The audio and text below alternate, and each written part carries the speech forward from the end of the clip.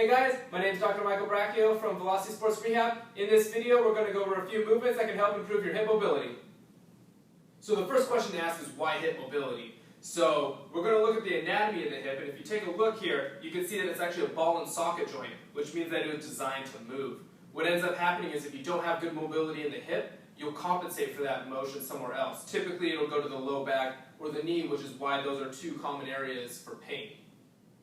So the first stretch we'll do is a piriformis and glute stretch. So what we're going to do is we're going to lay face up on the ground, and I'm going to cross my right leg over my left, and I'll reach down and grab my left leg and pull my knee up towards my chest. I should feel a nice little stretch on my right glute area. And so if you want to amplify the stretch a little bit, you're going to take your right elbow and push your right knee away from you. That'll amplify the stretch on the right glute area.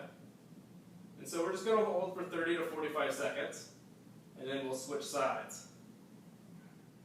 And so just from a different angle so you can see, so I'll cross my left leg over my right, reach down, grab my right leg, and I'll pull it up towards me. Again, feeling the nice stretch on the left side, and then I can take my elbow and push my knee away from me as well. And again, just hold for 30 to 45 seconds. So the next stretch we'll do is for the hip adductors. We're going to just do the classic butterfly stretch. So what I'm going to do is I'm going to pull my heels in towards me, and then I'm going to use my elbows to push down on my knees towards the ground. I should feel a nice stretch in through my groin. And again, we'll just hold for 30 to 45 seconds.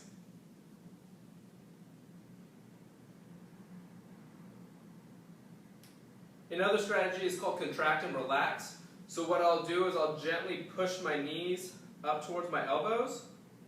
I'll just hold for 10 seconds, and then I'll switch and I'll push my elbows down towards my knees for 10 seconds.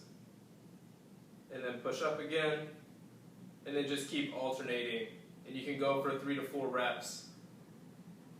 Just working on increasing your mobility into the hips there. So the last stretch we'll do is called the Brettzel. It's really a combination of a bunch of different stretches, so it's a great bang for your buck if you're limited on time. So what we're going to do is we're going to lay on our side. I'm going to grab my top leg with my bottom hand, and then I'm going to grab my right leg with my left hand. And so I'm going to pull towards my glute region, so I'm getting a nice stretch in the hip flexors of my right leg.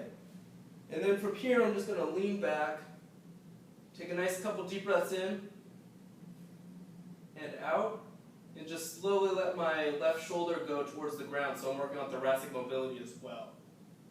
And we'll just do 2 or 3 breaths here. And down, just relax in that position.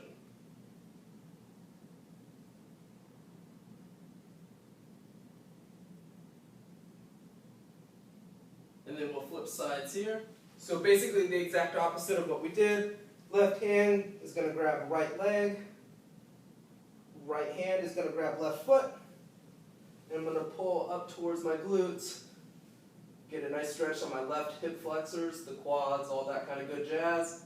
And then I'm going to take a nice couple deep breaths in here again. And drop my right shoulder to the ground this time.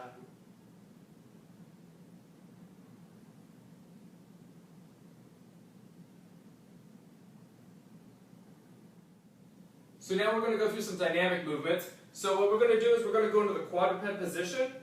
And what I'm going to do is I'm going to slowly rock back towards my heels as far as I can go. And then as I come back up, I'm going to actually rotate my hip and then come back. And then I'll just alternate. So we're working on internal rotation of the hips while we have our hip fully extended. And so internal rotation is very common to be lost. So this is a great one for most of the population.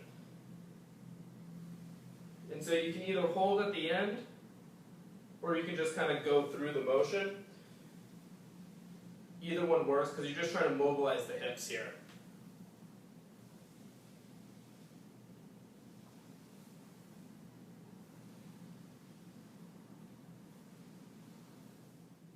So the next one we'll do is internal rotation in flexion this time. And so we're just going to go into the deep squat. What I'm going to do is I'm going to slowly bring my knee down towards the ground. And then I'm just going to alternate. And so there's no need to really force your knee down towards the ground. What you want to do is just go as far as you can and just get comfortable in that position, and then your internal rotation will eventually improve over time.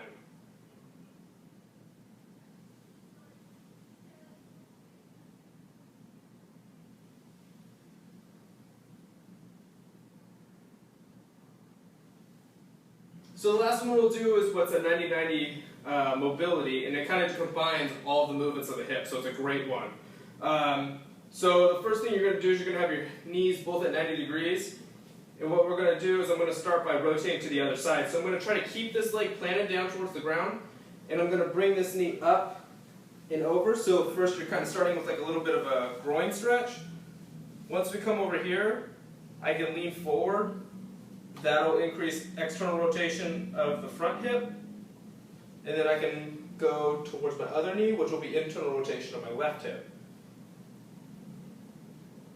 And then just, again, keeping this leg planted as much as you can. Bring that leg over, and then switching sides. Same thing, leaning down towards the front, external rotation of the front hip. And then coming down to the other one, internal rotation of this hip. And then we'll switch one more time and do one more on each side.